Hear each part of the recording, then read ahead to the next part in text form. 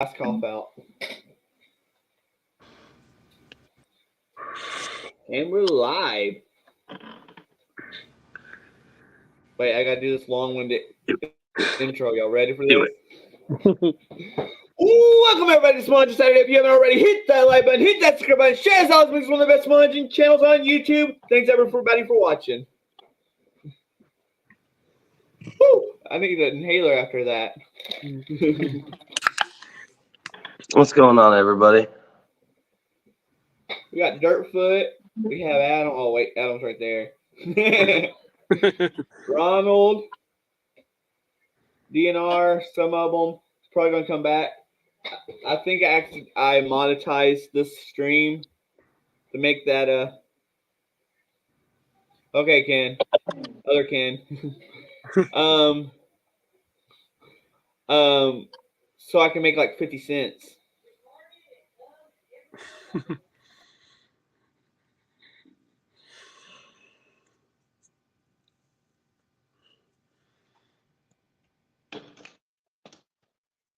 What you been up to, Adam? Oh, been staying pretty busy. We had our cold spell last week where we were like -8 and stuff for a while. So I did a lot of work on snow plows and salt spreaders. Okay. It's all melting now. Now we're back up in the 50s.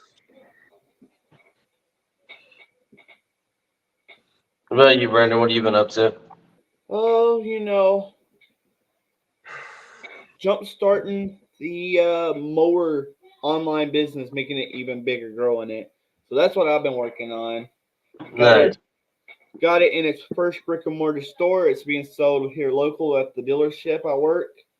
Cool. And there's a new online store going away from Etsy, which is pretty cool because less fees and more freedom to grow the business as a whole. Nice. Guys, we need about $10,000 in super chats tonight so Brandon can patent that mower tool.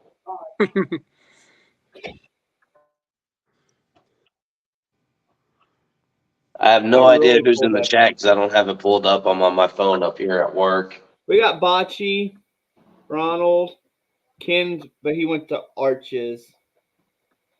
Well, he's missing out on the best Saturday night stream.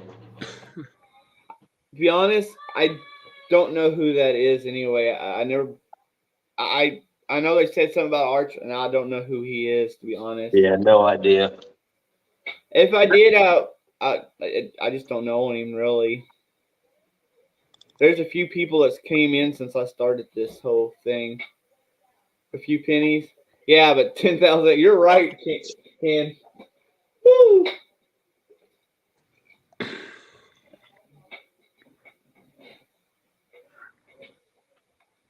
Trying to hopefully we get a crowd in here tonight. It's where I don't been doing it. I need to get started trying to do this more Saturdays, pushing more Saturdays, because I know Adam misses us. I do. And it really, really hurts the live stream because when we stay gone for so long and then come back, not as many people shows up. I think that's what causes it. And maybe they just don't like listening to us. We have a fun time. Yeah.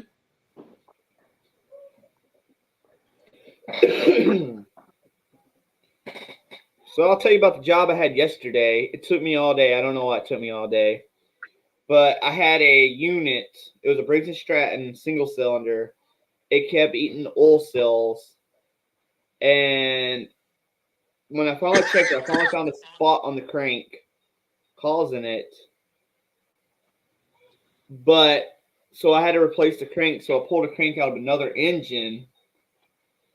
And then to do so, I don't have a torque wrench that's small enough because the way these new Briggs & Stratton, some of these new Briggs & Stratton single cylinders, there's not a whole lot of room to get to the cap. So I was so nervous that cap was going to come off and that rod was going to go disconnect and explode. So there's just no room. You couldn't just leave the oil seal a little shy of all the way seated? So what it was is at the very top there was a deep, like it wasn't even that big, but it was a deep gouge, Oh, yeah. and that was causing the issue. I don't Ken, know is how that it got that gouge. Ken, is that your boy's car? Yeah. Finally fixing the dents on it. And where is he helping you? He's actually at a church youth group retreat in Myrtle Beach right now. Hmm. So I am not mad at him for not being here. They're very active in the church youth group. Oh, So that's good. Yeah. he will be back tomorrow night. And tomorrow night he's gonna come up with me and help me finish doing some stuff. Cool. Pretty cool. Yeah, it's always good when kids get, really involved with something and they like it. Yeah. Yep, he actually started the new semester this week, and he's at what they call the Regional Skill Center. So they have auto mechanics, auto body, welding, cooking, electrical stuff, and then some other trades types programs there. Excuse me. And all the schools in the county go to this one building for it. So he's there for his first and second period. And they do things a little different here. They only have 4 classes, and they're about an hour and 20 minutes per class. So he's there for the first, he gets there at about, he leaves the school at 6:55, gets there about 7:30 because of the bus ride. And then he's there till 11, comes back to the school, goes to his weightlifting class, and then he's done for the day. So he's really looking into welding as a career. So he's doing this regional skills center class. He's going to get certified of some sort out of it and kind of see based on that, judge whether he wants to do welding for a career. So Damien's going to be my trades kid. That's pretty cool. My nephew's thinking about either welding or plumbing because both trades are makes pretty good. Yeah. I'm sorry, Brandy, you said welding and what? Or plumbing. Plumbing.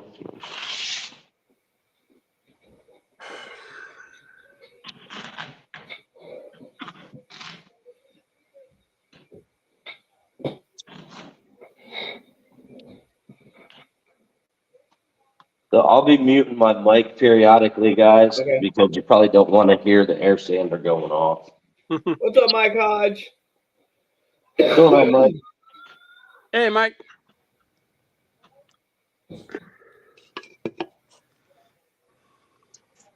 So, what was I going to say? Oh, Adam, I don't think I told you this. Ken knows about it.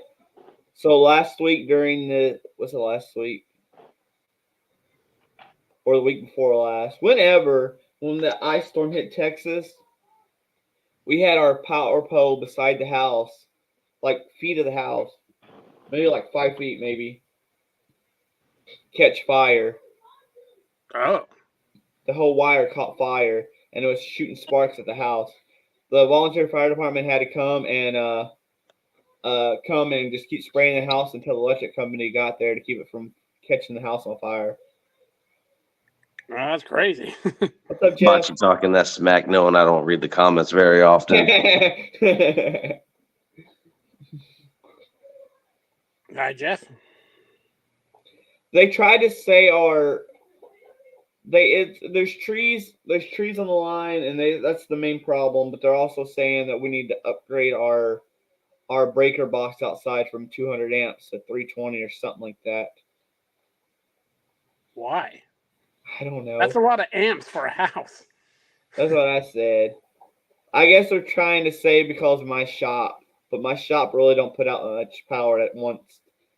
No, I only feed 200 amps to my shop, but I got some pretty big stuff going on. Yeah, I mean, and most of the time, I weld every now and then in the shop, but most of the time it only powers lights in that shop.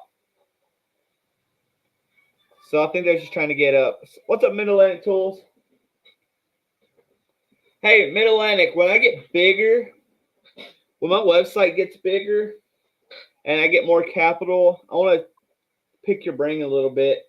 I want to get in with, I don't want to go massive tool sales, but I would like to have like some other tools on there that's used in the trade. I would like to have the whole website set up for tools tools that we'd use in the trade, even like some basic screwdrivers and stuff like that. So I want to pick your brain later on when I build up capital. It ain't going to be anytime soon, but I want to build up capital and then I want to add to the website.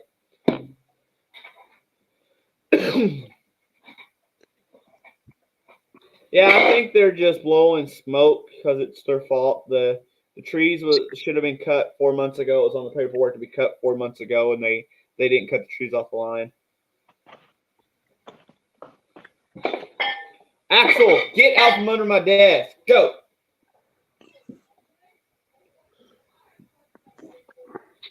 That dumb dog gets under my desk and he's too big and he wants to lift up the desk. Mm-hmm. So we'll see. I think it was all on their fault because my shop's been hooked up for over a year with no problems, and I did a really good job on it. Like there's so many fail safes on that. Because it's off a breaker off your house, right? Yeah. Yeah, my house and shop are ran off. Well, my shop has a separate 200 amp, I think. But if it comes to an issue later on, and because I do want to put like a lathe and stuff in there eventually, once I extend the shop, then I'll put its own pole in there. But for now, I think I'm okay. They already complained that my power usage is well beyond residential. So what that just means is, as it was explained to me, the residential power meters are less accurate at higher rates. So they think they're getting the raw end of the deal. Gotcha. Because they told me I wasn't supposed to run bigger than a 5 horsepower motor in here. And I'm not. Stop. And if they're watching, I'm not. Yeah. I only run a little 1 horsepower. Okay, Mid Atlantic, because I just went ahead and I had to go ahead and do more business paperwork and to expand my business. Because I went on from Etsy, I had to go and get more license and stuff like that, permits and stuff. We are growing pretty good. When you sell stuff online, depending what state the buyer's from, is that how they decide like sales tax and all that? So how the Nexus works is you either have to be in that state or have a warehouse in that state to pay sales tax to that state. Oh, okay. So like I'm in Texas, I'll have to pay Texas sales tax on any sales here in Texas.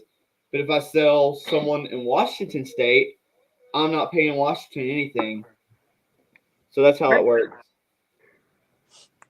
Makes sense. And then, of course, I pay federal taxes when it's all said and done. It's just income tax. So will you pay like a 1099 or will you pay it every time? I will. So my state, I will do. The state one I'll do quarterly, which ain't that bad because it ain't gonna be like $20 or $30 most of the times. I don't get many sales here in Texas often. But the federal one I'll do a 1099 at the end of the year. Yeah. Okay. And it actually kind of works out with when I did my taxes. Well, when I did the tax calculator, with having a regular job and filing that one with my 1099, which I guess both really didn't make too much. I made like $4,000 for the business altogether this year. So with the W-2 and filing the W-2 and the 1099 together, I ended up actually not owing anything. So this year, so it kind of works out having a regular job while having a small business. Yep.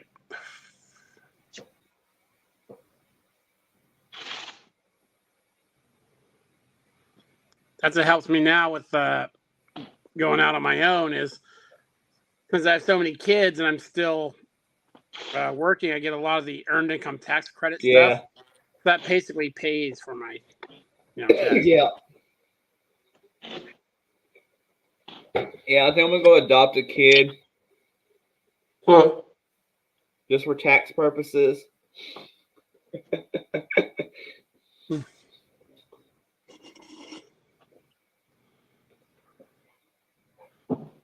The one more coming, and there's more.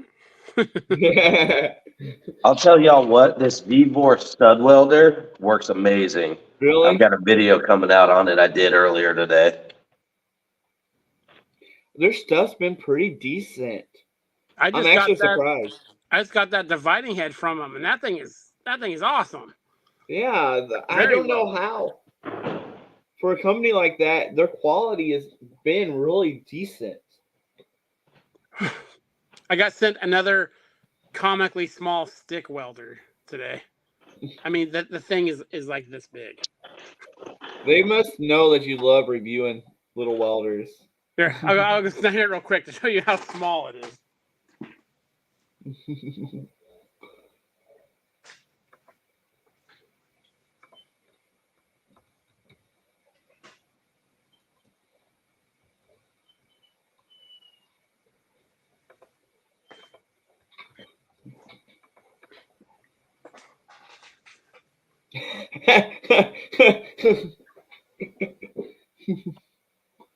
I want to see what That's a 100-amp stick welder. I want to see what you can do with that. I really do. I want to see. It's funny. The instruction book came with it. Half the book references a MIG welder, which that is not. Then there's like rigging instructions for lifting it with a forklift or a crane.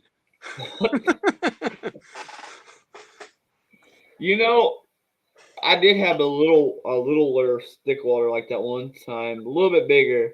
But I tell you, it really was really good for like super thin stuff. Yeah, I use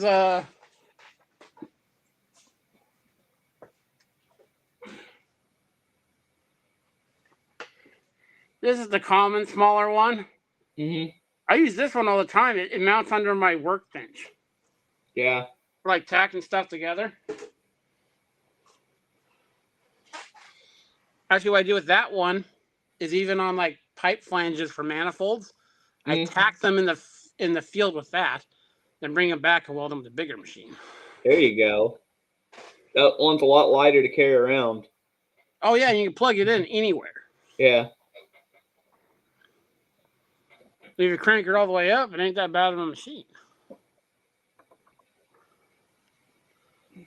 I think you should do it online store Mid-Atlantic Tool. Let me tell you, I was going to go through. This is another thing I want to talk about.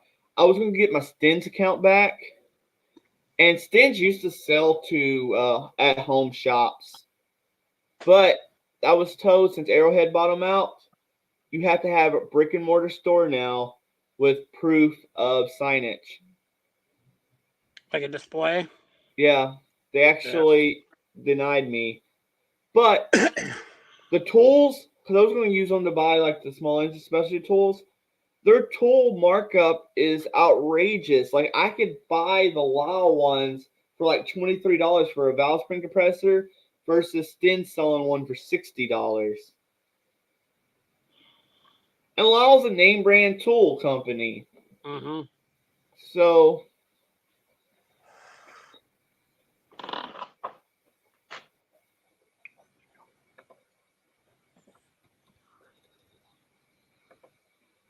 but my thing is I got to build up capital before I could start selling tools. And I already talked to Nick, and he's Nick Hillebride or whatever.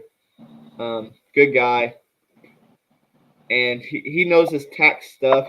That's what he does for a living. And he said it would put me in like a different tax thing if I started keeping inventory here like that. So there's that Yeah. to worry about. But I think it'd be worth it in the future. Get like a reseller license and all that. Yeah, well, I could do that on my tax license, but it would take like. I think how that works. I'm not for sure. I think you have to pay every so often on unsold items. What I I think did is I just paid taxes on everything I bought. Yeah, And for like the small consumables and everything, I just work it into my hourly price. yeah. Well, see, that's the only bad part about doing it as like a retail business is you have to. It's And the you're whole making tax something things. different. you know? Yeah. I do the same, Adam. I figure about a half a box of sandpaper and 2 rolls of tape, kind of for each job. I had to raise my price a little bit just because welding rods they jumped up a little bit here not too long. Man, even Yeah. Unfortunately, that's the world we live in. what's up, Pat CB? Going on, Pat? Pat? So, FluxCore went up crazy price too. Like Did it really? I used to buy a roll for like $12, $14 Lincoln, and I think the last time I bought a roll cost me $20. Dang. For the smaller rolls or the big ones? Yeah, the smaller rows. Oh, okay. Well, it's those like 1 pound rows or something they sell at Lowe's. I don't go through a lot of MIG wire. I go through a lot of sticks. I go through a big can probably every 3 weeks. I'm about to do some And stick welding. gas has jumped up quite a bit, especially like Yeah. acetylene. I'm about to do some welding at some stick welding at the dealership. I'm building a boom or a crane for my lift at work because I have nothing. I have to take a forklift and lift stuff up when I'm doing repairs. So the crane will let me have more control than the forklift will. Have you done anything with that lift you bought? I gotta order those seals still. I've been talking about it, but last week when that freeze hit, it really put like my paycheck last week was just terrible, and it just because I lost 2 days of work on it, so that kind of sucked. And then this week I paid him off on it, so maybe next week I'll order the parts. And I got to order a new phone. My phone's starting to. I really hate spending money on a phone because they're so expensive. Yeah. And I feel like I go through one a year at least, sometimes 2.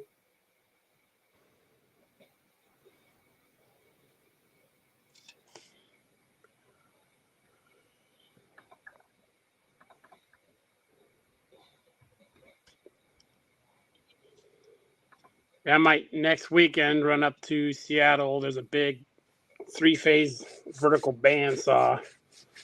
I might go get the passes are open. 3-phase bandsaw. That must be a big mama jama. It's a big dual. Got some thick stuff with that, huh? Yeah, I've got some bidding a job here in the next couple months for some big plate work for big pad eyes and stuff. Gotcha. I did just finish a cool job. I should have filmed it, but you know those Milwaukee industrial tools that use the big, huge batteries? Yeah. A concrete company bought some of their jackhammers, but the bits have their own special little notch in them. Mm-hmm. So they gave me like 80 of their bits to convert from air jackhammers to run on the Milwaukee ones. Interesting. That would have been interesting. It's pretty quick once I got the setup going. I only charged them like $25 a bit.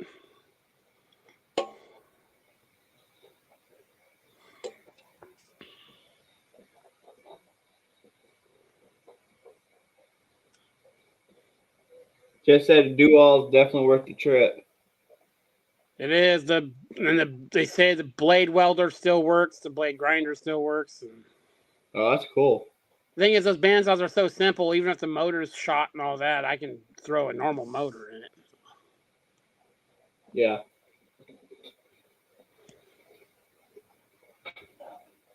I got some work we bid it on at work, and it's I gotta cut the baffles out of a deck and make new baffles for a deck for a commercial client.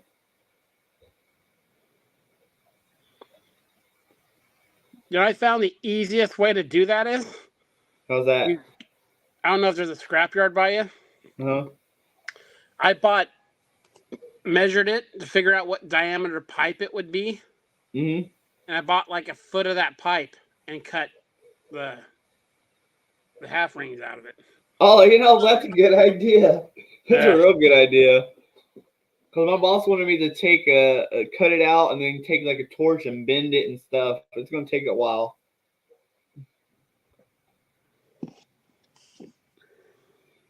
But that's a real good idea. That's quicker and easier. Yeah.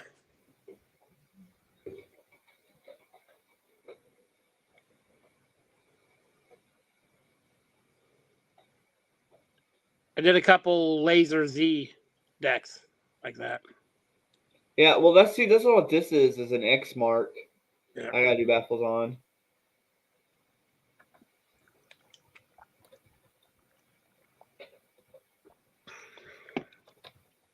They're getting a new engine block because they broke off a starter bolt and they attempted to remove the bolt themselves and they badgered the hoe really, really bad.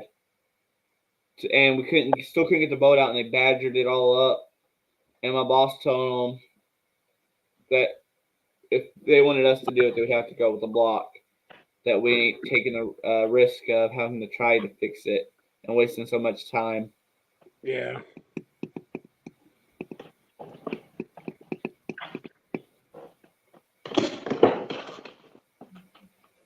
What really happened, or what really sucked, and why I couldn't get it out welding and trying to get it out that way, is where they broke it. They drilled and they let the drill go sideways, and the drill broke off into the block and is holding the boat in like almost like a key. You can't turn it out, so you can weld many nuts to it, but you ain't getting it out. No, when they've gone that far with it, there's only so much you can do. Yeah.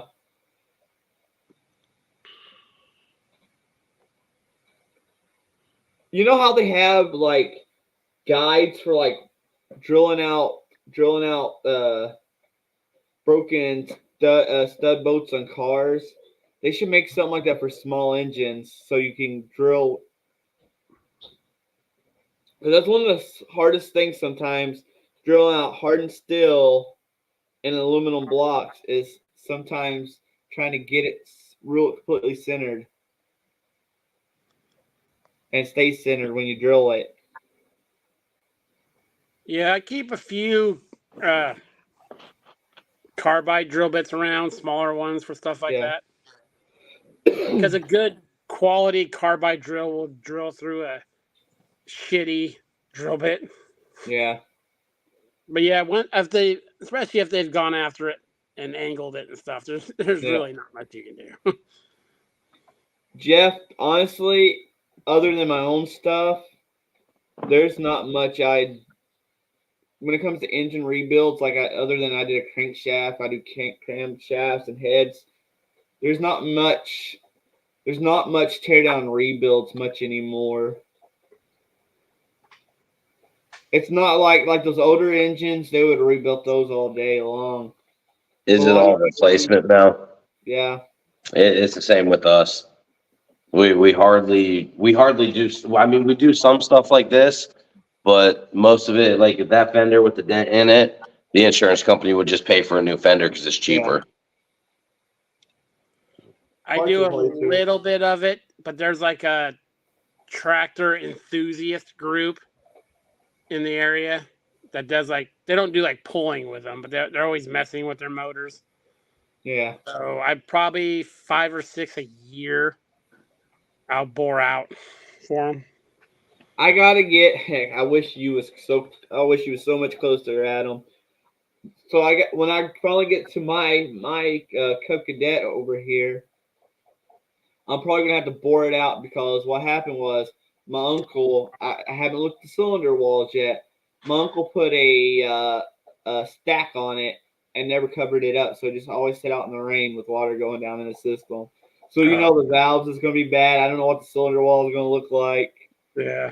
It actually turned over the last time I tried to turn it over, which was rare. So I can just imagine. I need to get it to the shop and pull the cylinder head off.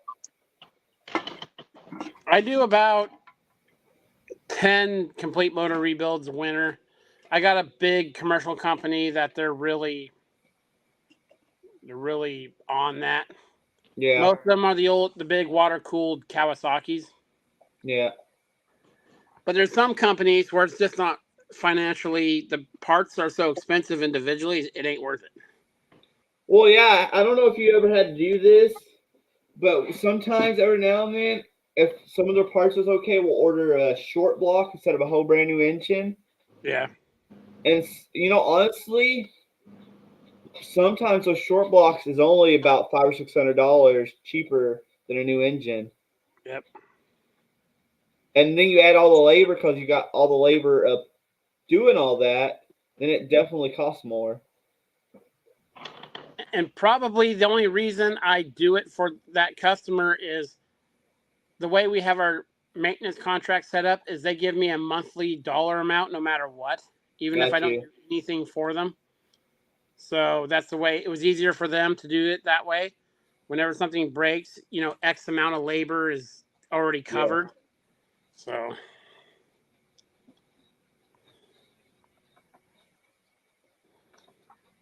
I almost forgot to do this, Ken. So let me tell a story because we're going to do our kindness thing here. Guys, if y'all didn't know, Delaluce's in-laws' house burnt down and they lost everything. And I'm going to post their GoFundMe here in the chat just in case anybody wants to help them. I almost forgot. I saw that. It happened on January 15th. Their house caught on fire. And because they live in such a rural area, it took a long time for the fire department to finally get there. And by that time, it was pretty much gone. Yeah, it's like I told y'all, it took an hour just for the volunteer fire department to get here. And then it took 2 hours for the electric company to get here. Right.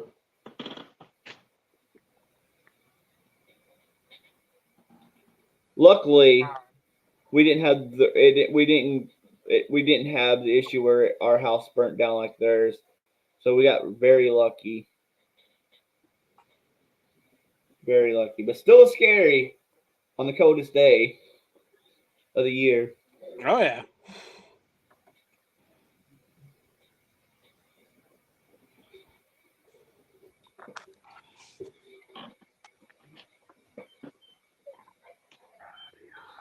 Jeff, I thought about getting a boring bar for years and years now, but I don't do it enough to justify the price of a boring bar. Now, I got one of those Van Norman ones. They're made for boring out the cylinder while the motor's still in the car. Mm-hmm. And the main reason I got that is because I've made jigs for it so I can take it out in the field and bore like backhoe booms and stuff with it. Oh, that's cool. I wish there's a smaller one they make that's for like motorcycles and stuff like that could do more than mine does. Yeah. That truck's nice, Ken. Yeah, that's the one we've been working on for almost a year now. Milking it? No, that's just it's a filler project. So in between insurance jobs and stuff like that, we'll work on it. So it belongs to the shop? I wish. It's a colonel in the Marine Corps who owns it. So I figured he'd be born in a hurry for it. No, he knew when we took it in that it was going to be a filler project. Yeah. And we'd get to it when we got to it. Do you guys just do body work, or do you like lifts and stuff like that too? Just body work and paint. Oh, no glass or anything like that, or No, we have a glass company that we use. They pull it and re-put it in and everything. Ken, I really got to send you one of my tools because one of my customers contacted me and they bought a tool. They own a body shop and they use it in their body shop for the GM doors, the door cables. So I'm going to have to send you one of my tools to keep in your box. Okay. So he said it works great. And I wouldn't even have thought of that. We'll give it a go. My Suburban's down for the count right now. It's next door at the garage. They're rebuilding the transfer case because it grenaded on me last week. ooh, what Did happened? that one work out for you that you bought? So I was doing a scrap run at them, and about 3/4 of the way home after the third trip, it started making a weird grinding noise when I'd accelerate. So I mean, I was close enough where I was like, I'm just going to drive it to the shop. I was only maybe 3 miles away. So if it does more damage, it is what it is. I'm not pulling over and waiting for a damn tow truck for 4 hours. Pulled into their shop, and they're the guys that do alignments and stuff like that for us. And I was like, look, this is what's going on. Let me know what's going on with it. After about 2 days of them looking at it, he comes over with this huge chunk of metal, a rag with all sorts of shavings on it, and goes, this is your problem. Something inside the transfer case just blew. Was it in 4-wheel drive? No. Oh, yeah, that's not good. So I picked up a used one for $100. I watched a couple of videos on it, and I think I probably could have rebuilt it, but a guy's going to rebuild it for $250 for me. So I'm just going to let him do it. You can't beat that. Yeah. So $350 for a new transfer case. I'm just going to pay the guy to do it. I have rebuilt them, and I would gladly pay someone $250 to rebuild. So I didn't have to do it. So hopefully he was supposed to break into it today and tear it apart and let me know if it needed any new parts. I told him to go ahead and just replace all the seals. If it needed bearings and a chain, we'll do that. But if it doesn't, then we'll kind of go whatever his best judgment is. He's worked at a Chevy dealership off and on for 40 years in between independent garages. So he knows what he's doing. That's the good thing about transfer cases is they've stayed pretty simple. Yep. As far as stuff like that. My Suburban used to go through those front axle shift solenoids, like one a year. Hmm. That actually kicks the front end in the 4-wheel drive. Because you have to put in the 4-wheel drive and then it electrically engages the front end. Yeah. Of course, I put cheap O'Reilly's ones in all the time. So. I'm not a fan of O'Reilly's electrical components. No, me either. That's one thing you really shouldn't really cheat out on is electronic components. That's all it's becoming with cars. We should go back to having steam-driven cars. There's like nothing that can go wrong as long as you keep the pressure down. Well, Adam, you could build anything forward with your steam engine car in your shop. You could probably build a whole car in there. Technically, the concept of it is actually very simple on a steam engine. Yeah. I always wanted, and maybe one of these days when I get another lathe, I'll build one. I always kind of wanted to make us build an actual small steam engine, just to build one. I mean, I have a model one right there that works, but I would rather, it'd be cool to build my own. I have at my uncle's place, I got 3 of the engines themselves. They're ancient, and they're C's and stuff like that. Mm-hmm. They're all like 3 or 5 horse. 2 of them are Atlases. And then I have one tube boiler, like a railroad style tube built boiler. Mm-hmm. That's like so far on the project list. Mm-hmm.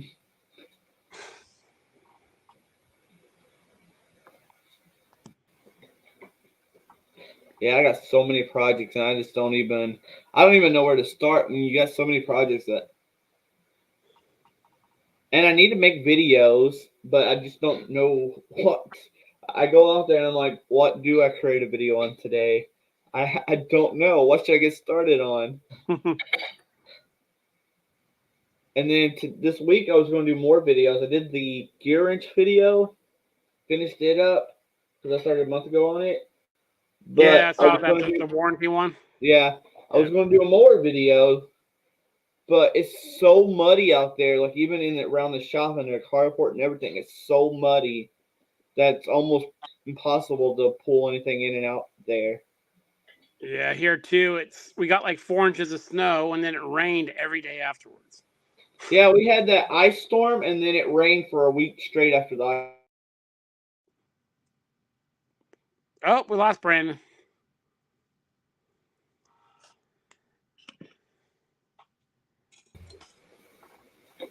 Hold on, my dog unplugged my camera.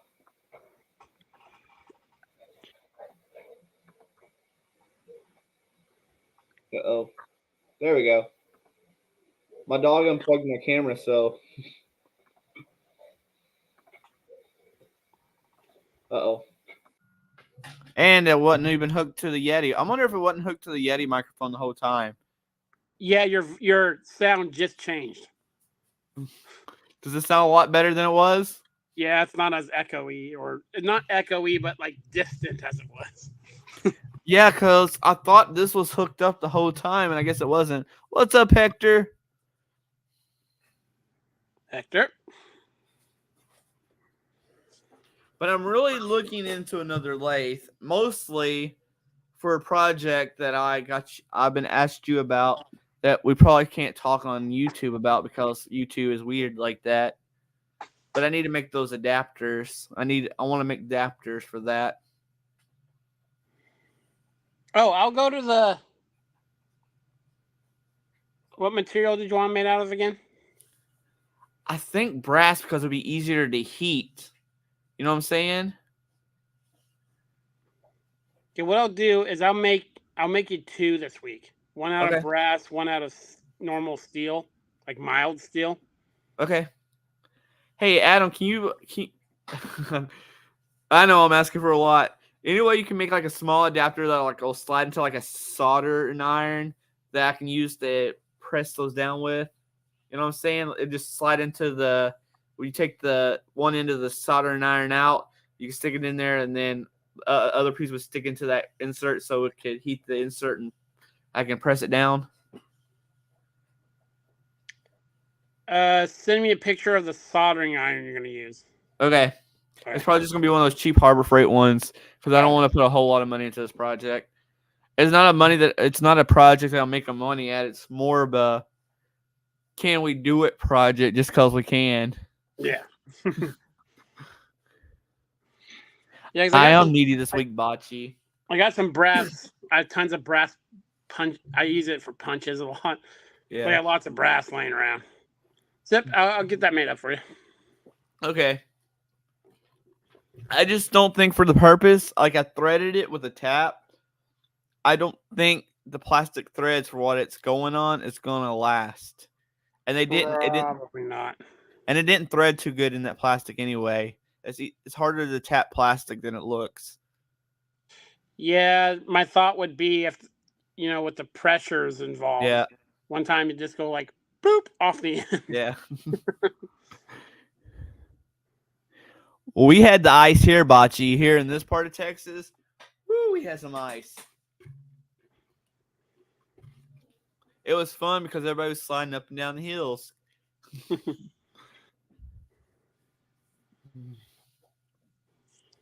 But one of these days, I'll have my own lathe so I can build my own projects again. I want a little bit bigger than the last one I had. I mean, it don't have to be super big, but I want it bigger than what my last one was. What's going on, Hector? Y'all know how I hit those edges so accurately? I just pretend it's bocce.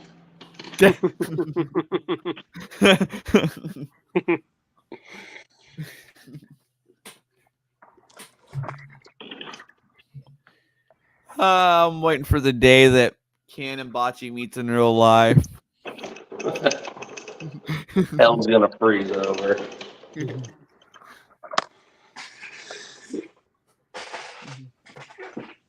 I'll be right back. All right.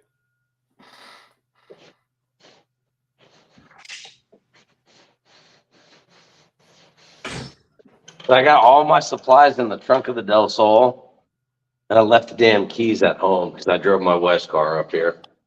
Oh.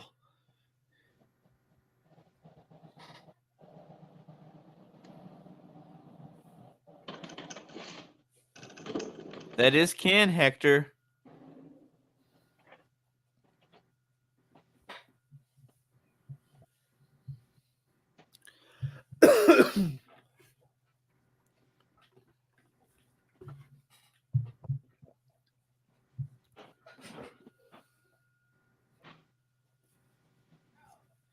I got my supper here, but I'm waiting for it to get cold. I like cold lasagna, so I'm waiting for my supper to get cold to eat it.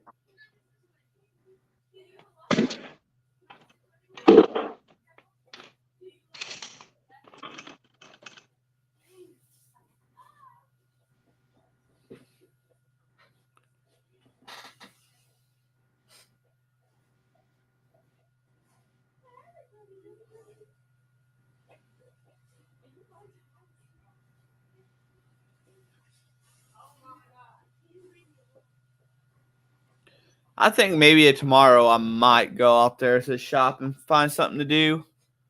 Maybe make a video. I think I'm going to set that lift table up in the up position until I can replace the sills. Really don't know, Jeff. I just want maybe a 12-inch lathe. Mine was really, really tiny, but when I sewed it, I sold it for good reasons. But it was really tiny anyway.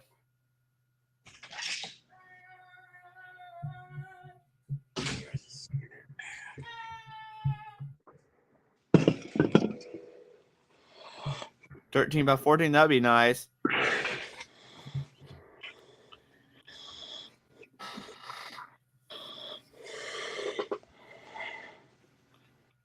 Hey, Dirtfoot.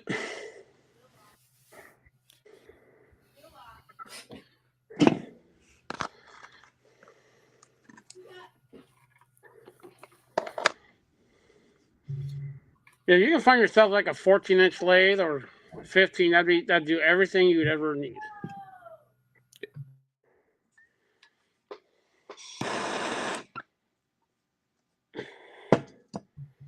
Yeah, I definitely. And some with a little bit more power, because that one thing was so underpowered. Like, you had to take super tiny cuts. Super tiny. In the 14 and 15-inch range, you can get the even like the 4 and like the jet clones that has a cast body. Yeah. Yeah, there ain't nothing wrong with those. And it would be nice to have one where if you remember, the teeth wasn't right on mine, and I couldn't thread or anything with mine because the teeth, it would cause it to skip. So it would be nice to if it was even the other Atlas, that Atlas, there's hardly any parts out there, but all the older Atlases, there was plenty of parts out there for. But that style which was the newer one, there just wasn't a whole lot of parts available still. Yeah.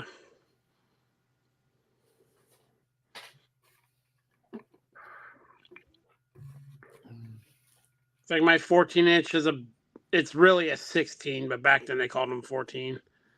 It's an old American. My 15-inch is a not Taiwan clausing clone, and it's perfectly fine.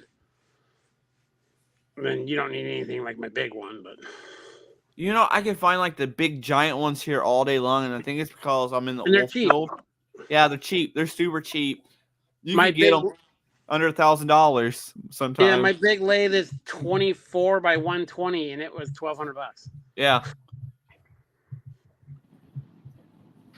There's plenty of them around here because of the being an oil town, but the small ones, smaller ones are just about impossible. it might come down to actually might have to go through one of those companies and buy one of the newer lathes if I can't find the right size I need. I know a couple guys used to buy those big ones and they'd cut the 2/3 off the end of the bed and just cut the lead screw and stuff down and do a little I bit mean, of I work. guess it would work. Have a big swing short bed lathe like a lot of the old Askelsons and stuff. It'd be really heavy duty it'd be shorter bed but real heavy duty. Maybe I'll go with like Precision Matthew or something, or even Grizzly. About those, and I got a buddy that has a full-on machine shop. Like multiple employees and stuff. Mm-hmm. For some small stuff, he has 2 of those 13 by some odd lathes that Grizzly sells, the one that like everyone has, and they love them. I can't remember, but Craig from MC Engineering, I think he either has a Grizzly or a Matthews. I mean, I don't know if you ever been on here with Craig before, but he has like machines that's probably like $1 million. He's got those big, giant, expensive CNC machines. Oh. But they have littler lace that they use, and if I remember right, it might be a Grizzly for some manual stuff. Yeah, the only thing with the Grizzlies I've seen people do is on the compound is they add an extra bolt for a little bit more rigidity. But yeah, and my buddies ran those for probably almost 8-9 years with no problem, almost daily use. Yeah.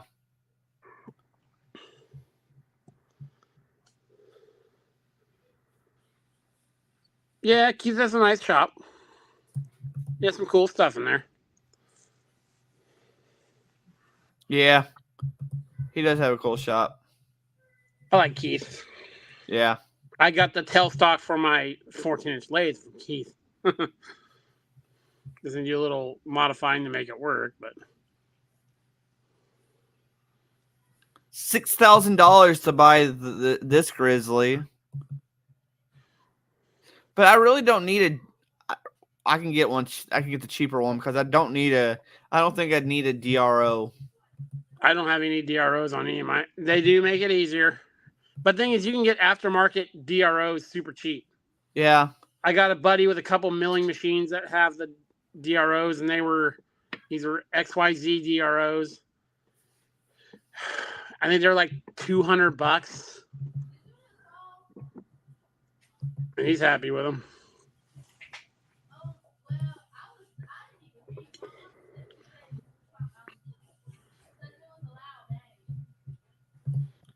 This one's 11-inch, just a little smaller. It's still smaller than I want. I think lace has gone up even higher. Yeah, I wouldn't be surprised. I think the newer lace, when we was talking about them a long time ago, I think they've gone up a little bit higher because the cheapest Grizzly's like over $1,000 now. A little 7-inch one? Yeah. Hey, Theo. What's up, Theo? Yeah, this is definitely where.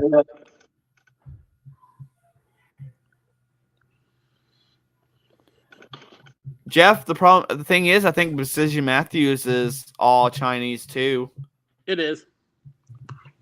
All these companies these days is all. If you're buying new, it's going to be Chinese, unfortunately. I'm a big fan of late 80s Taiwanese machines. Oh, yeah. They made a million of them, and they're all like exact copies of known machines, and I've had no problems with them.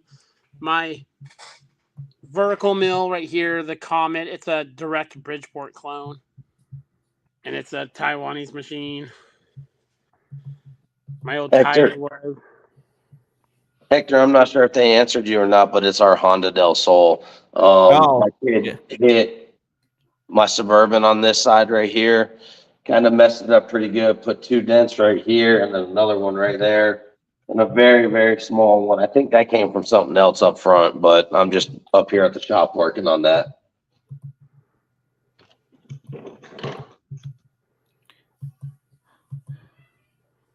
Here's a nice Montgomery Warts lathe in good shape. I don't know much about them. It's a smaller one, but it's bigger than what I have. They want $1,000. It looks in really good shape. Montgomery Wards are the same as what is it? It's not Logan. Might be Logan. Another known lathe company made them for Montgomery Wards.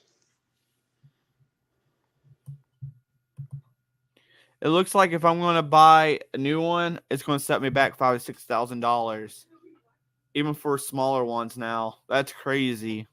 Yeah.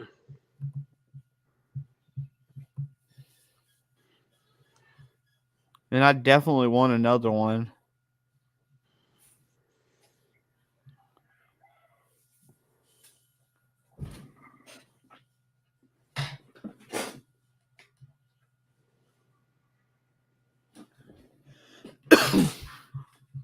Which guy in Florida, Jeff?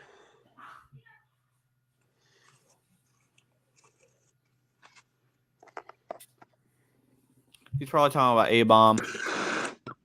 Oh, he doesn't have a lot of actual money tied up in any of his stuff. It was all given to him. But you know what? There's probably guys, though, that we know that's probably not even fully big on YouTube that probably has more money into their shop than that. Or Oh yeah, for sure. more money equipment-wise, even if they bought... My buddy's shop, he has he buys mostly used machines. He has 900,000. He's spent on stuff. And then you get someone like Craig and his brother that has that big engineering company, and their machines, they probably have millions in their shop in equipment.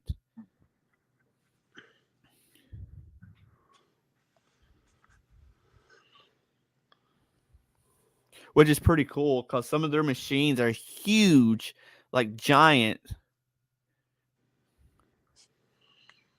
They got some that looks like they're probably it's one that looks probably like it's the size of my whole shop.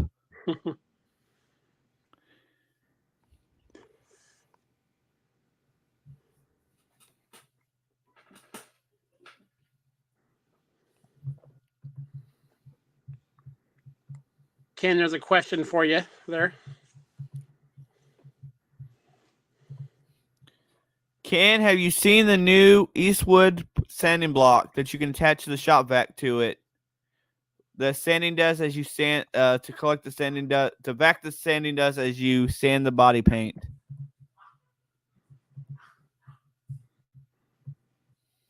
I think he's standing right now. So yeah, I don't think he hears us. So we can talk smack about Ken. Bocce, you want to come up and talk smack about Ken?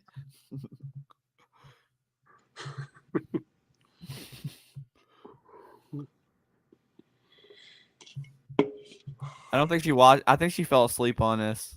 Oh, and she's up there. She's just ignoring us. Are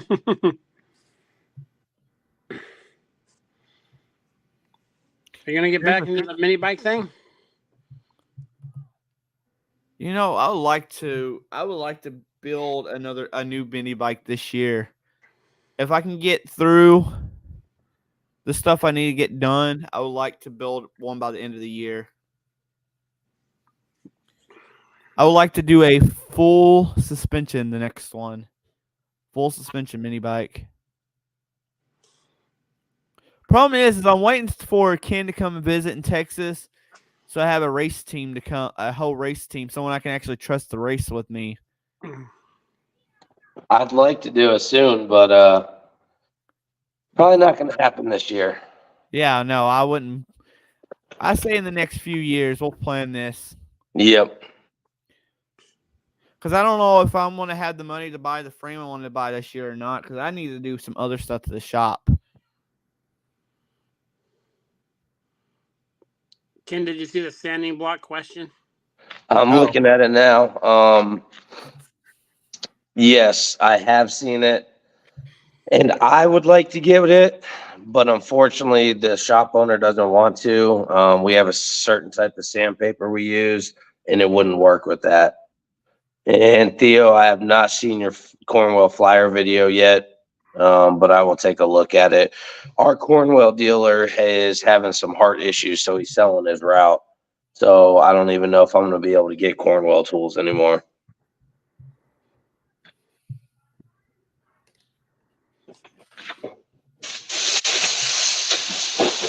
I was looking earlier. Going back to the 1/4-inch torque wrench I was talking about earlier. I was noticing the 1/4-inch torque wrenches. Most brands, the 1/4-inch torque wrenches are way more expensive than the 3/8 or the 1/2 inch. Is it because it's more of a rare size that people would need? I mean, you would need a 3/8 and a 1/2 inch more than you need a 1/4-inch. Are you looking for one in inch pounds or foot pounds? Either or, because I can convert it. I can convert it with math. I'm too stupid for all that. It's all about either divide or multiply. Yeah, no. Once it goes past the 10 fingers and 10 toes, I'm done.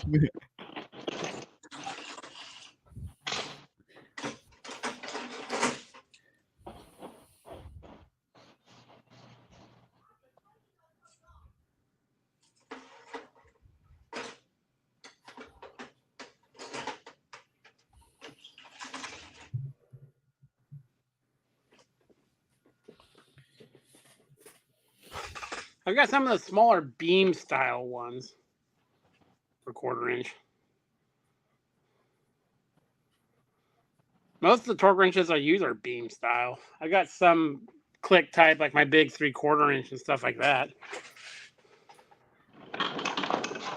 Yeah. I think I might have a beam style somewhere. It is rare, but this one engine that I was working on, I was telling y'all about, there is no room for 3/8. You might have this much room, just enough to get a 1/4-inch in there. Somewhere like that. It's not enough room. Let's wrench it down. Hector, here's a truck for you. I hope you don't over tighten it or it's too loose. Hector's got an old C10. We had to take the dash back out because it started one of the copper leads in the back of that old flimsy stuff started like smoking and turning bright red. So he had to order a new one.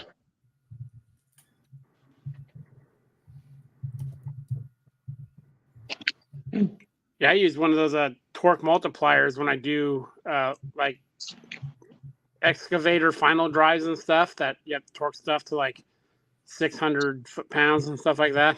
Mm-hmm. I run through a multiplier. And just flipping it.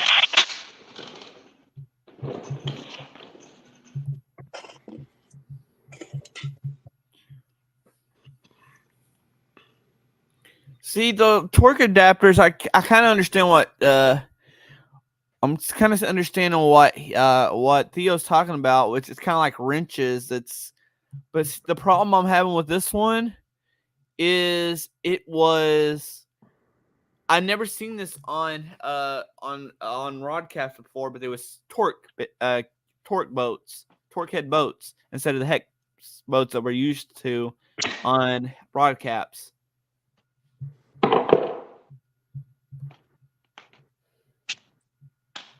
So I wonder if they make something like that can go onto a torque.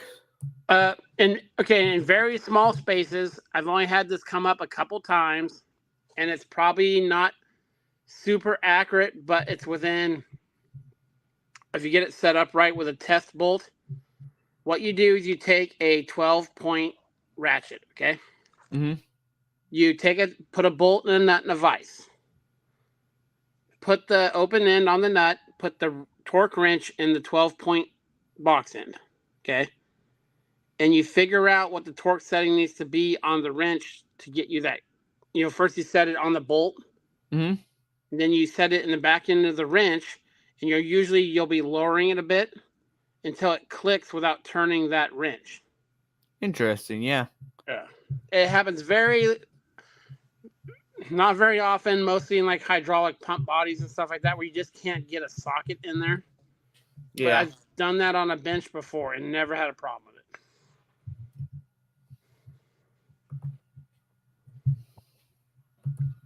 But you'll typically always loosen the value on the torque wrench because you're adding some leverage there, of course. Yeah.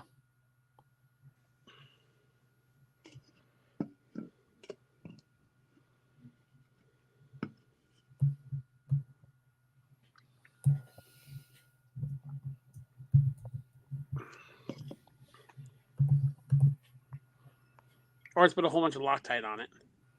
You know what, Theo? I could always do that. I probably could make something. You're right, Theo. That's what we always keep junk tools around, right? So we could, if we had to make a tool. Yeah, especially up, bro? extensions.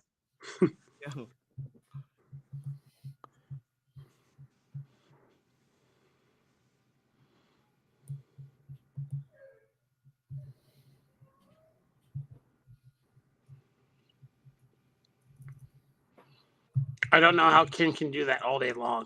That is the death of Adam, is sanding and stripping paint and all that. Yeah. That is my hell right there. Yeah. Definitely.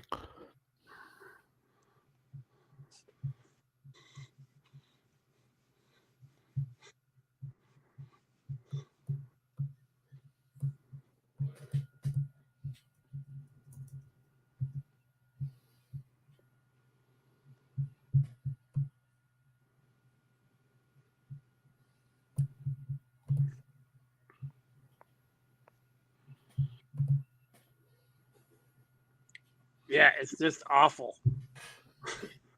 I mean, it's pain enough when we're welding that we have to clean up. We have to clean up the surface so we can get a good weld sometimes. I have a bench vise that has someone rattle canned, and I only stripped it like halfway. I was like, nope, I'm done with this. I'm definitely function over form.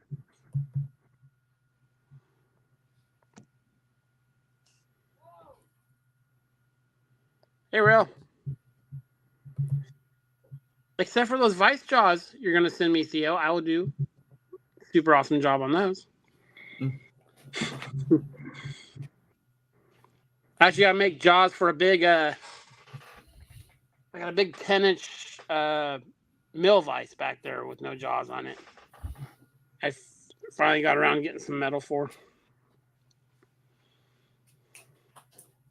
You know, one of these days I might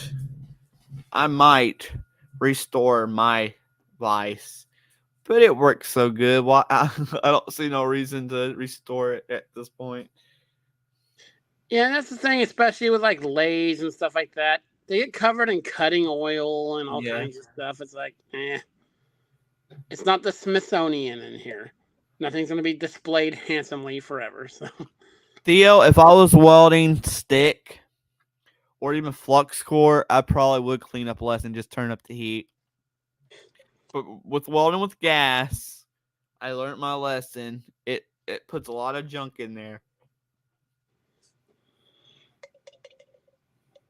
that's why I mostly do stick welding. So I just burn through everything. Another thing I learned with the new fancier digital one, and I never knew this. One day I turned the welder on before I turned the gas on. And I guess you need to turn the gas on first and then turn the welder on so it purges the system. But the first weld, it was like junky looking, like there was a lot. And then I grinded it off because you could see all the spots in it, and then placed a pretty weld that didn't have nothing in it. So I guess on the digital ones, you have to make sure the gas is on before you turn it on, because it has like a whole startup thing. Like it takes a few minutes for that thing to start up. It's kind of annoying. I kind of like my old one I have at the house. I just flip the button and start welding. Yeah, my only MIG machine is my 240 volt Hobart. It's old.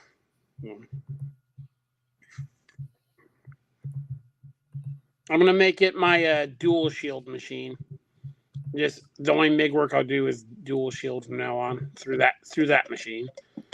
Dual shield's nice. I got to play around with it one time. Roger, Fix It Barn. That's what he welds with a lot, and we was welding in 1/2-inch plate, and it looks pretty good. Because I still just 90% of my welding is all stick welding still, even here in the shop. Got 2 big stick machines, and now the wee fellas to add to the arsenal. That's a beer can. That's all that welder is. Theo, this is the first digital welder I've actually ever used. I think these welders are like $11,000 or $12,000 new. I don't know. It's hard to get used to. I like transformed machines. Yeah. There's less to go wrong. And now, if you're buying it brand new, that's one thing. Like in a shop setting, especially used. Well, especially at an auction, I would never buy an inverter machine. No, they always need control boards and stuff like that.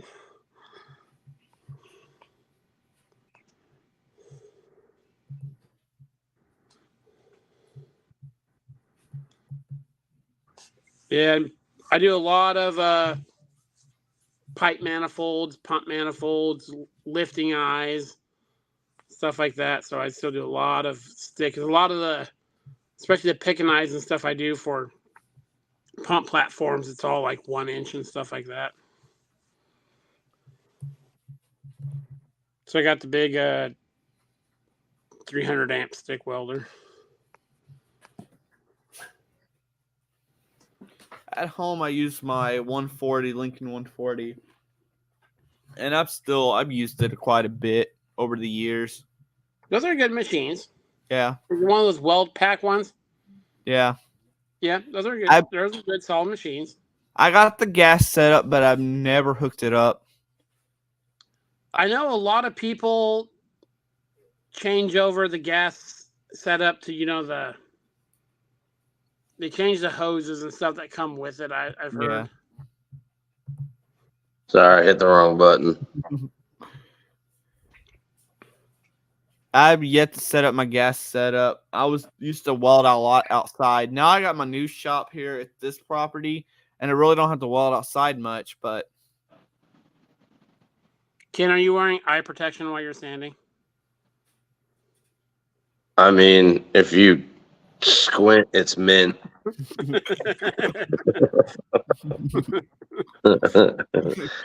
So it erased all the comments. So I don't even know what anybody was saying. Theo, I have a newer Ranger on one of my trucks, and then I have a backup gas welder out here. That's a Miller Bobcat, but it's an ancient Bobcat with a Wisconsin motor in it. I love those Miller Ranger, those Lincoln Rangers.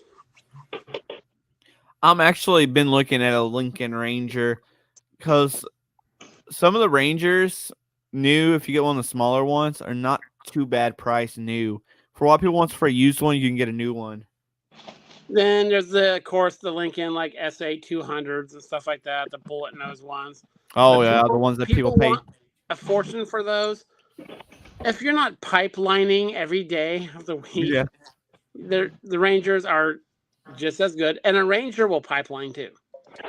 Yeah, you got those guys, and we see it all the time here in the oil fields.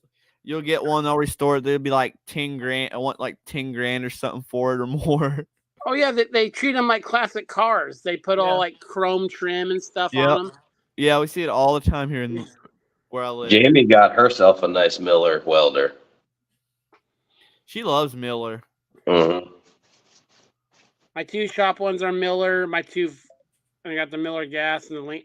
I'm not brand specific. That's just what I come across. I always heard, and I've never tried this, but I always heard Miller does a better wire fed system, and Lincoln always did a better arc. I've always ran Lincoln, so I don't know. It's all this. Yo.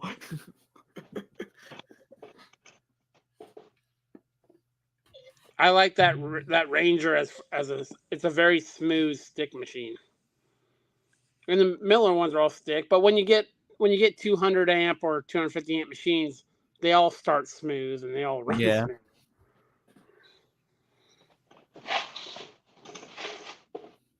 That little Hobart 240 MIG machine, I think I need a new liner for the gun. I think it has a very random issues with it feeding. But I'm sure it's the original gun that came with it. So the liner's probably bad in it.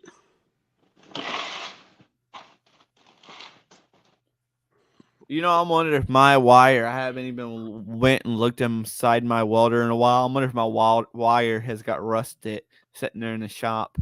Oh. I haven't even looked at it in a while. So That much never humidity here.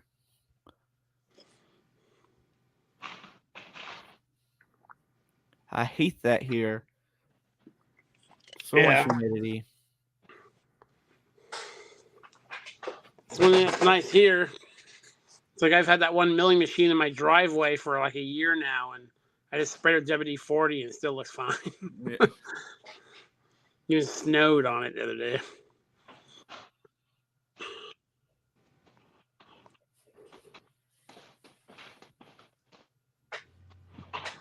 Maybe I can't. My welding gear's at work. I was like, maybe I'll do some welding tomorrow because I got I've a got few some right here you can borrow. What's that? I've got some welding gear right here you can borrow. I don't know why. I need to buy gear for the house too. I have some of my gear at work and I need gear at the house now. I have to take it back and forth. It's annoying. If I'm not welding out like in a field where there's going to be like a business watching me and stuff, I just weld in an old flannel. Well, I got leathers and stuff, but I hate wearing them. I hardly, and they don't say nothing to me at work. I just wear gloves and my helmet.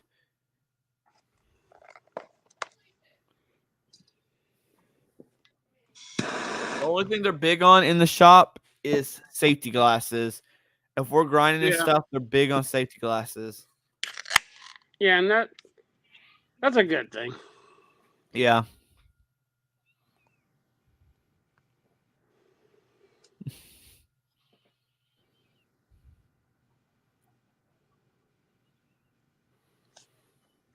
I'm actually bad about that in my shop.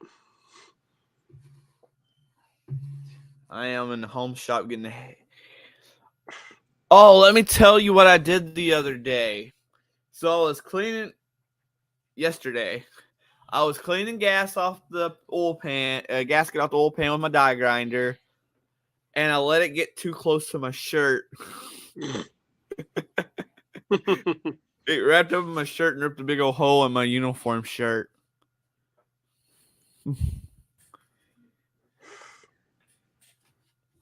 That wouldn't be the first time that I hurt myself with the die grinder here lately. Like, I cut my finger.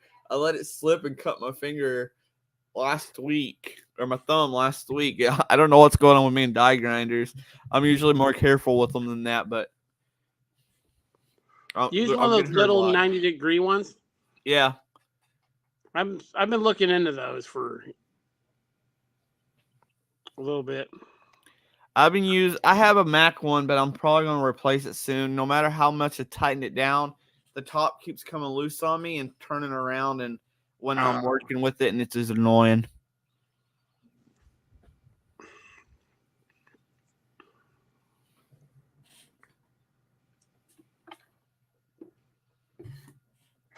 It's very annoying when you're trying to clean gasket up. Or I used my carbine burr bits a lot, because if I can't beat out a bearing, some of those guys just let it soak and soak and soak. If I can't beat out a bearing, I'll take my carbine burr bit and I'll cut the bearing race until it's not all the way through, but just enough that I can take a chisel and break it. and then pop it out that way instead of sitting there waiting forever for it to soak. Mm. It's a lot faster the way. I've done it for years. And I don't know if you've ever done it. I know Dave has done it plenty of times as a skag. But the idle arm bearings on skags are the worst for it. They're a pain to get out.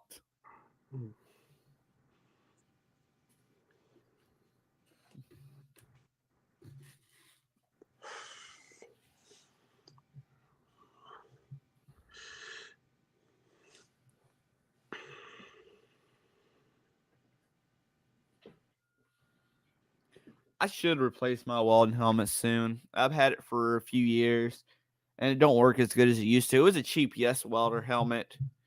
I think maybe it's time to replace it. I've got in the shop. I got a auto darkening cobalt that came with that welder I bought at the yard sale.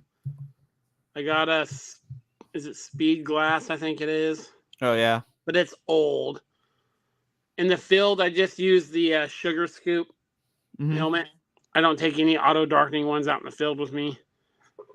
And then I got another cheap, solid flip hood here in the shop I use. You know what, Dave? Until the other day, I never noticed that our shop had a press because I never seen anybody use it. And it was cleaning up, and what do you know? There's a shop press in that shop. It was just hidden behind all the junk.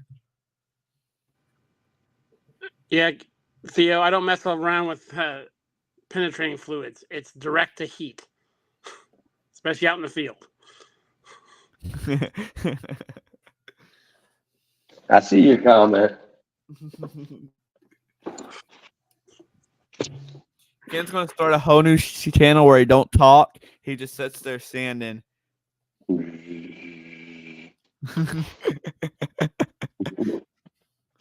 Like when they used But to you watch know- live streams of the tortoise eating. He's Yeah. handsome enough to pull that channel off. Shit. How are those tortoise doing?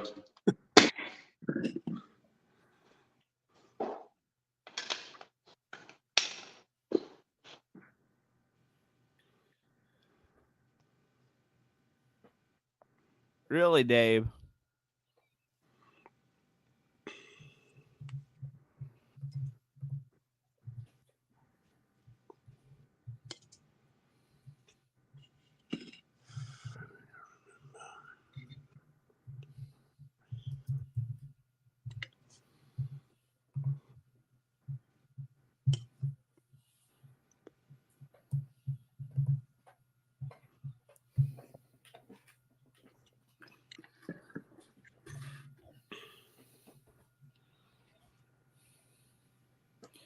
Man, I was so bored Wednesday. We ran out of stuff to do that I even cleaned the shop bathroom at work.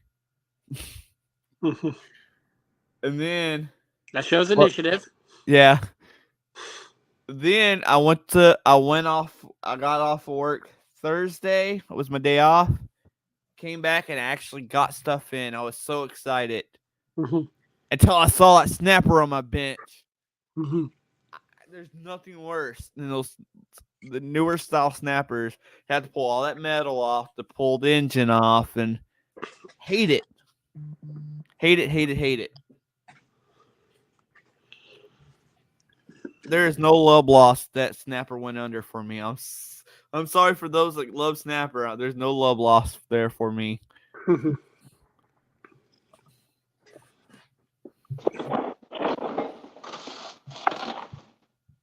Hey, Dave, I have a question. We had a factory guy come in last week. Did they come in on y'all and ask y'all about the blade boats too? I guess there's an issue going on with the blade boats. Or that there's text. We ain't had an issue with no blade boats, though. We've had them work. They work just fine. Or we ain't had no issues. Are they like fully through bolts with a nut on the end, or do they thread into the spindle? No, it's the through boats. They said since they changed the design, changed the boats, that some techs was having an issue, but getting them off, but we don't. But we had this thing. If we can't get them off with our regular impacts, we got a 1-inch gun that'll take them off. They're coming off. Yeah. If we had to put a 1-inch gun on there, it's coming off. The company I do work for, we change them at the beginning of the year, then in June. Whether they're only been off once or twice or not. Yeah.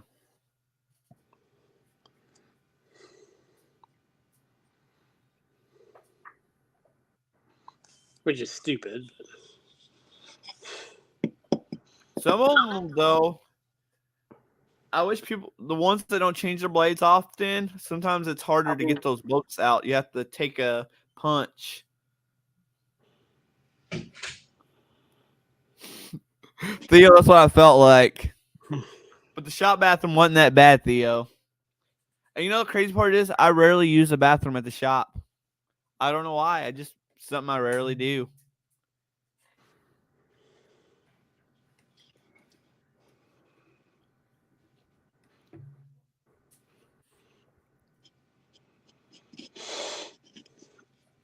Rose, what are you chewing on? Sorry, my dog's chewing on something. Really, Rose? She ate my blue jeans.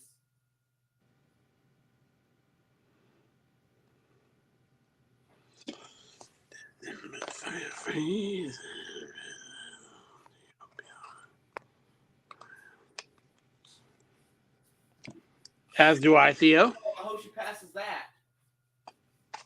Right behind my shop.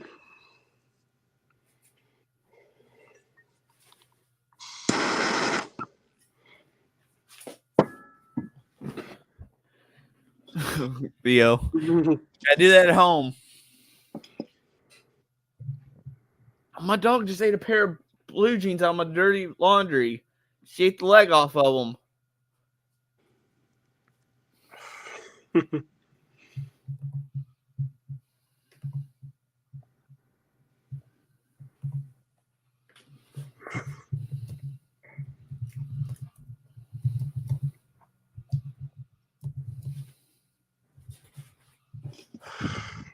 Hope she passes that. God, I hate just dogs.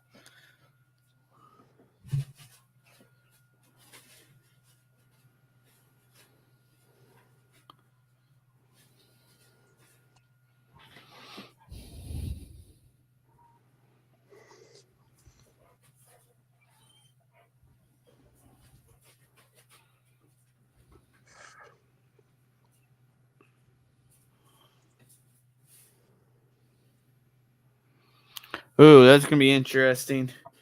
Man, I'm not a fan of those Vanguards. The newer Vanguards are just not as good as they used to be. No. One customer of mine still has a couple navigators he's desperately keeping alive for some reason. Oh, God. Yeah. The head tech at my work told the bosses not to take any more navigators. Like, oh, there's the slightest thing wrong with the engine. Let's take it out. Well, from what I understand, some of the navigators, some of the parts are starting to get harder to get for the actual mower itself, not the engine, but the mower itself. Is some of the parts. Yeah, we had harder. problems getting the gearbox for the deck. So I actually, thankfully, it was just bearings. So I was able to source the bearings myself and replace them. I know some of the stuff like that, and the some of like the shafts for the blower and stuff like that. Mm-hmm. The very specific parts are getting hard to come by. Yeah. And the bearings for the tail wheel.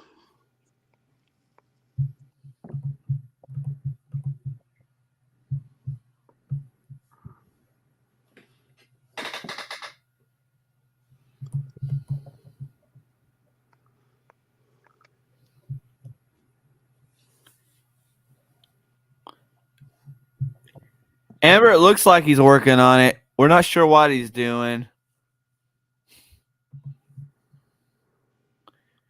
But it looks like he's working hard.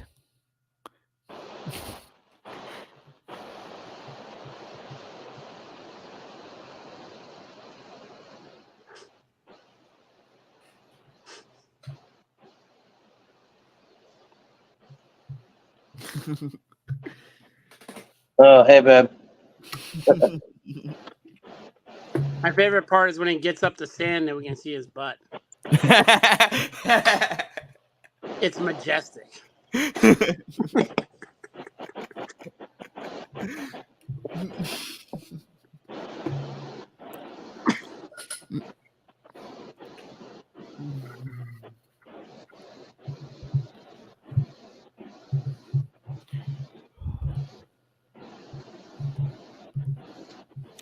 So I found Theo, look at this, but this is for 10 millimeter hex bits. Where do you find 10 millimeter hex bits? But they got this, Theo. That is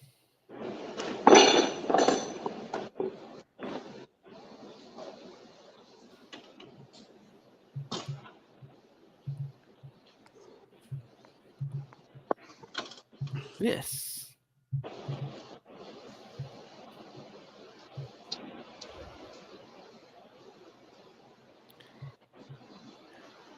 At one of these moments, we'll come back and read the comments.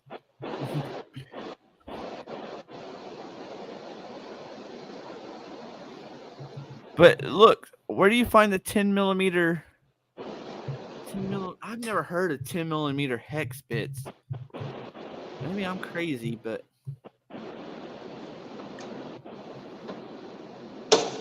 I don't know.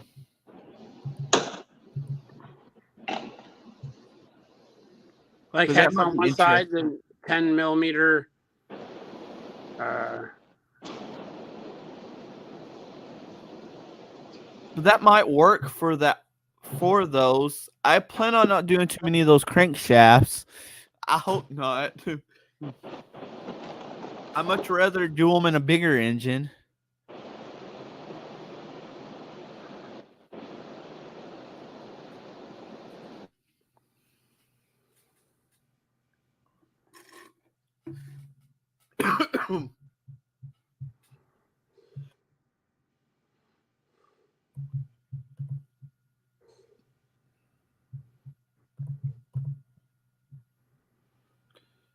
That might work. I think the size was like T30.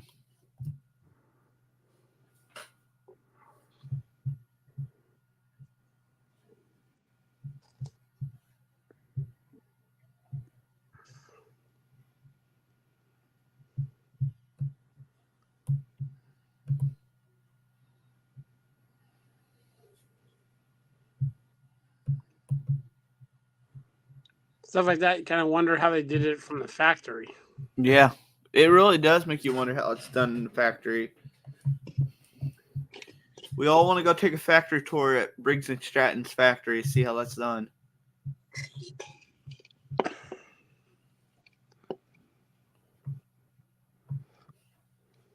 It's probably just a dude with an end wrench going, "Yep, tight enough." Probably. That's probably exactly how it went. Put some blue Loctite on it. Yep, cinder.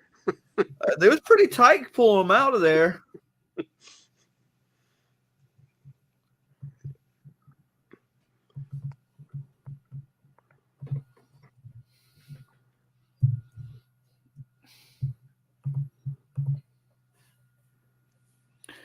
So I don't know if you did many of the Dave, you did many of the newer single cylinder Briggs, but the rod cap on them, there's not a whole lot of room for a 3/8 torque wrench. So we was talking about a torque wrench adapter instead of a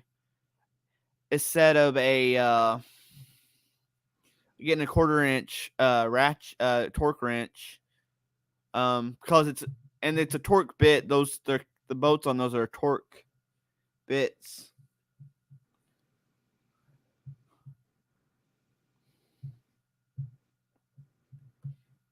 Or torque heads on them.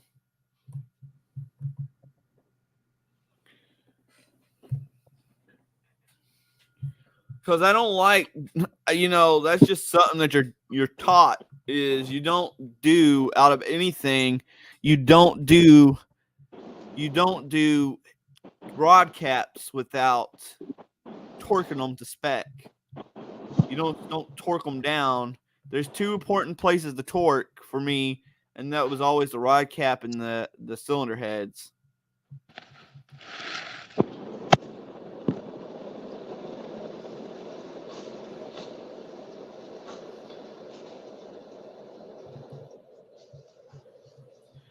So I was trying to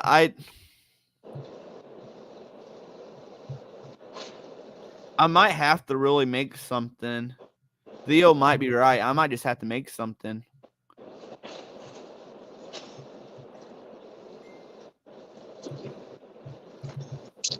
All right, Brandon, I'm going to hop off from here. I'm going to head home. All right. So I appreciate you having me up, Well, Adam. There's a good chance we'll be doing this next week, maybe, or the next week. One of these weeks, we'll do it again. Sounds good. All right. We'll see you later, Ken. All right, guys. Oh, I forgot about that dirt foot. It is for Florida Flywheelers. One of these years I'll make it out there. I went back down to the Temple show this year, and it wasn't as good as I remember it. I've been going to it for years, but this year just didn't seem that good to me. I don't know.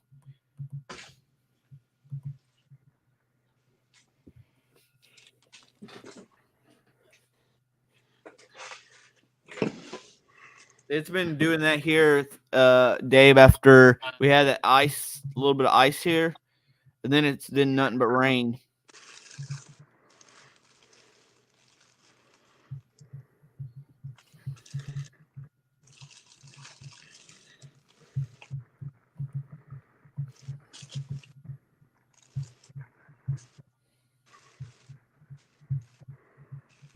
It's been quite miserable.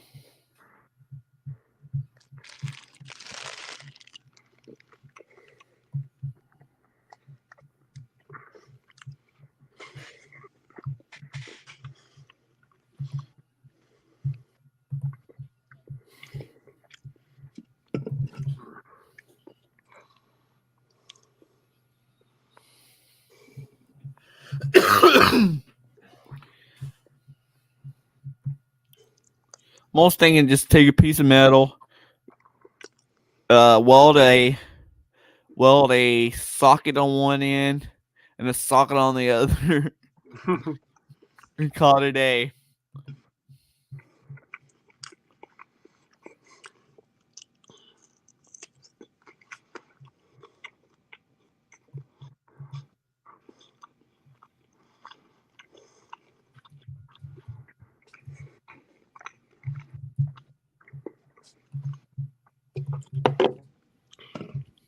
I mean, it's not often that I have to actually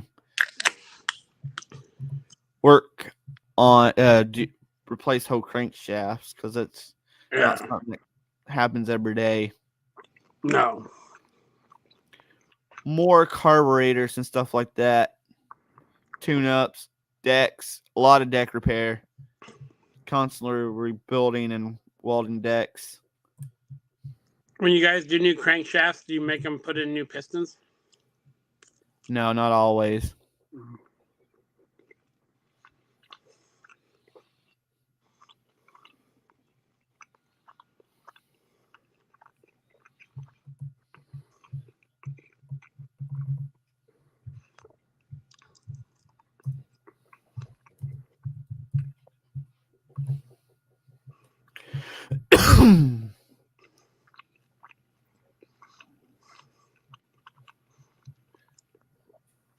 Yeah, depending on the hours of the machine and stuff, you can get away with putting in the existing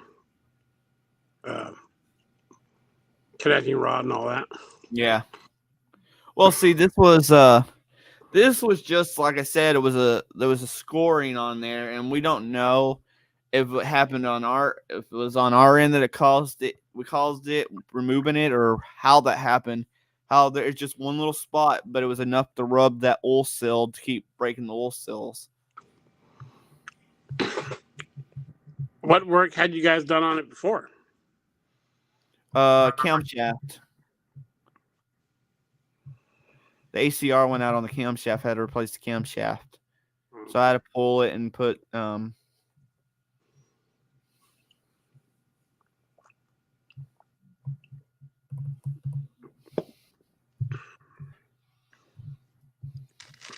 Yeah, I wouldn't think you guys would have damaged it by that. But Well, I pulled the seal and replaced the seal, and I don't think I would have damaged pulling the seal. I pulled many of seals over the years. I mean, yeah, it's hard. They're hard it to scratch happens. the crankshaft, but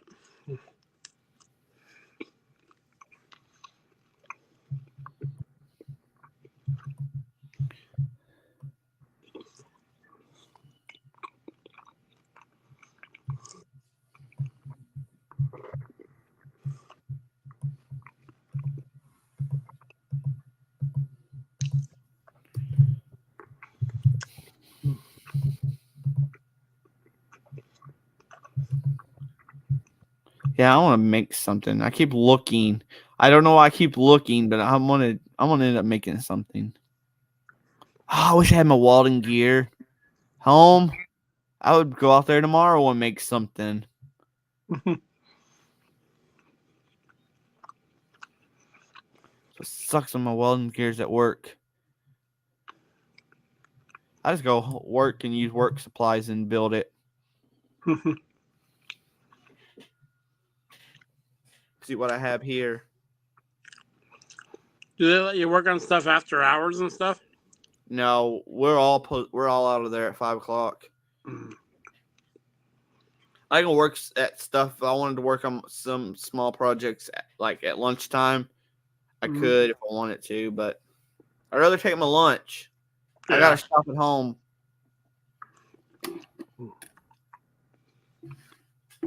But if it's something like that I'm building to use for work, they ain't gonna say nothing if we're not busy if I build that on the clock. Yeah.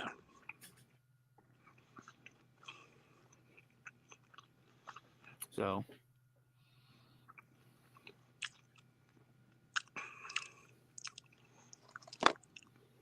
Do they have a crank straightening machine? no. I wouldn't use one anyway. You know I have a strong stance against those. Yeah. I got a strong stance against those. They want me to do it. They got the wrong tech to do it because I will not push that liability. I think it was Robert Waters said at one time they actually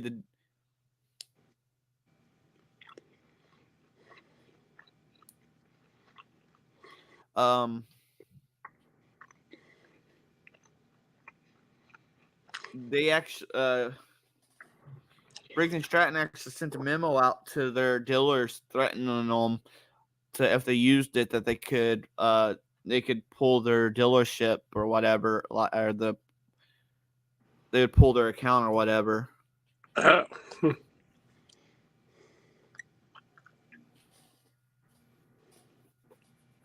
So I think I'm gonna go to work and make one. I have like most of my work that's already lined up for the week. It's quick service stuff, and you know how it is, and Dave knows how it is. If it's quick service stuff, I'll be done by lunchtime, and that sucks because I have nothing to do the rest of the day. Yeah. Because if we do a service, we only do a transmission service if they request it, because that's an extra.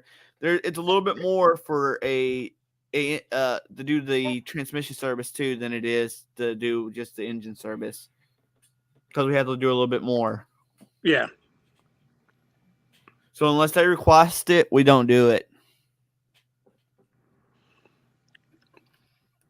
Is that for riders or? Well, mostly zero turns. Later, Theo. Well, yeah, filters and stuff. It can be quite a little expense to. Yeah, time consuming. Yeah. especially if they don't have. I mean, most have it. Most have a vent, but if they don't have a vent or you can't get that vent out, I don't know how many times y'all had to fight this. If you can't get that vent out, you're spending days filling that up and waiting for it to drain down in that down into that transaxle. It can take days, especially 20 W30 or 50. It takes forever for that stuff. That stuff's thick. You have two different services. I had one come in and they wanted the transaxle service. I went and got it and looked at it. It was one of the newer ones that had the sealed transaxle, so they was just unserviceable. If they're sealed, you don't have no point to drain or put oil in. No.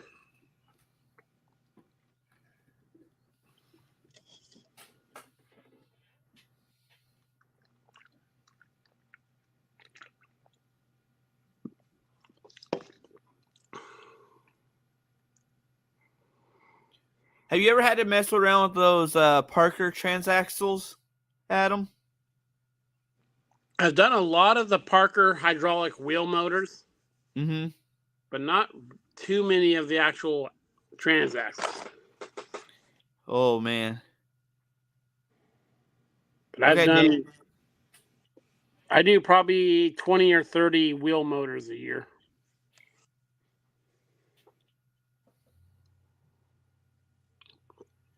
Yeah, the Parkers on like the Pro Z's, Cub Cadets Pro Z's, they're kind of a pain to get. They're not really that big. They're kind of a pain to have to twist and angle and get out of there. Most of my rebuilds have been on the white hydraulic motors, like the Cub Cadets use, because they stopped selling replacements. So you either have to rebuild them or find something else. See, we're doing a lot of the Pro Z's, the Parkers, because the Parkers are just constantly going out. Like, we're warrantying them out quite a bit.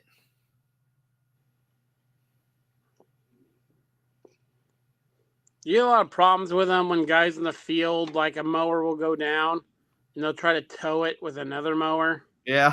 And blows the seal out of the side of it. Oh, we automatically know when we walk in a line and you see a mower that's in there.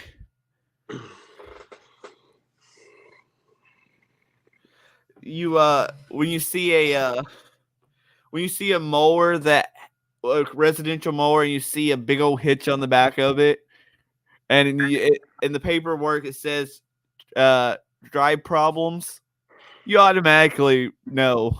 Yeah.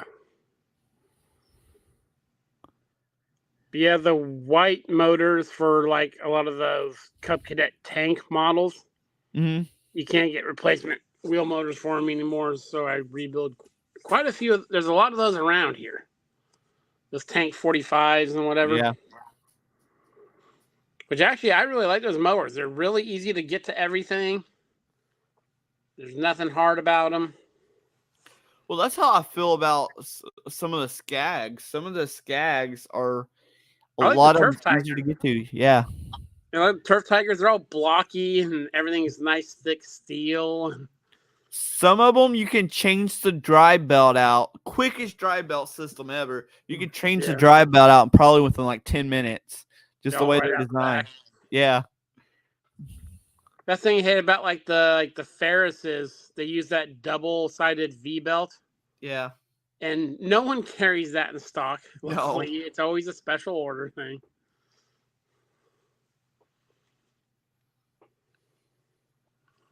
There's quite a few of the older, like 54-inch Turf Tigers around the area.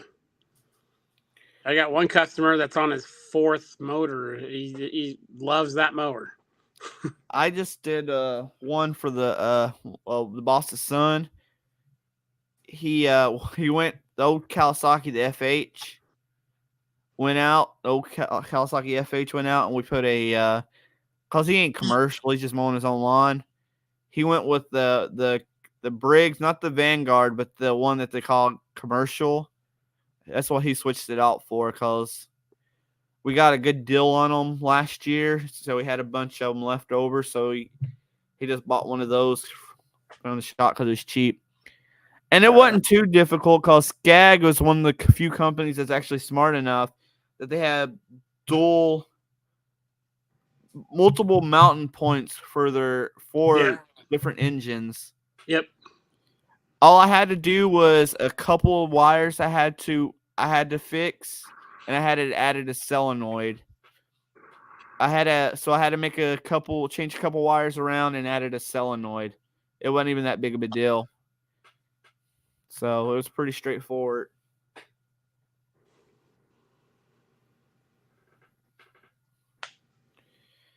All right, Adam. I think I'm gonna get off here because I'm gonna get up. I'm gonna try to get up in the morning and play around in my shop before I go to work all week. Because on my days off, I don't want to do anything in my shop. I just want to sit in the house and watch TV. Yeah, I got some stuff to do tomorrow. I think I'm going to do a machinist toolbox tour video tomorrow. Oh, that'd be cool. Because I took everything out of the Kennedy boxes and put them in a big Craftsman box. Yeah, that'd be cool. Yeah, pretty much, Dave. You're right. It's all the same engine under a different sticker. You're right. It's like the John Deere Briggs engines. Yeah. Some of them, sometimes the filter's a little different. All right, guys. See y'all next time on Small Engine Saturday.